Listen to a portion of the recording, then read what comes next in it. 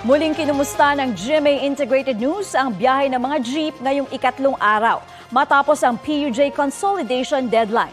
May ulat on the spot si Ian Cruz. Ian? Yes, Katrina, tuloy-tuloy ang biyahe ng mga jeep dito sa kahabaan ng Commonwealth Avenue dito sa Quezon City.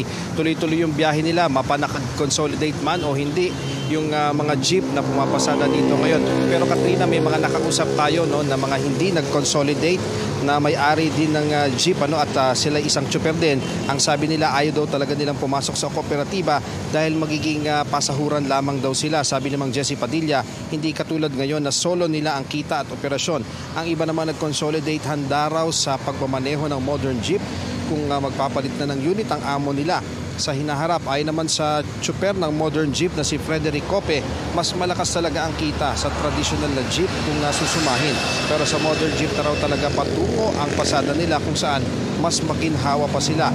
December 31 pa natapos ang deadline ng LTFRB sa consolidation ng prangkisa para sa modernisasyon ng PUV. At ayon nga sa Office of Transportation Cooperatives, ang mga tsuper ng mga jeep na hindi nag-consolidate maaari namang mag-apply na driver nung mga nagpasa ng consolidation ng mga kooperatiba. Yan ang latest mula dito sa Commonwealth Avenue. Balik sa iyo, Katrina.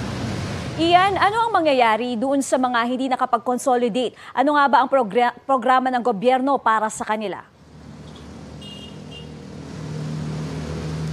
Well, Katrina, kahapon lamang palagi rin natin nakakausap ang Office of Transportation Cooperatives, ang kanilang chairman na si Andy Ortega. Ang sinasabi niya, may mga programa gaya ng livelihood program doon sa mga hindi nakapag-consolidate na mga operators at may mga may-ari ng mga jeepney. May nababanggit din siya na may sinasabing kung isosurrender yung mga unit na mga traditional na jeep ay may counterpart din na halaga na maaaring ibigay ang pamahalaan. Pero yung mga yan ay inaayos pa sa ngayon yung programang yan, Katrina. Maraming salamat, Ian Cruz.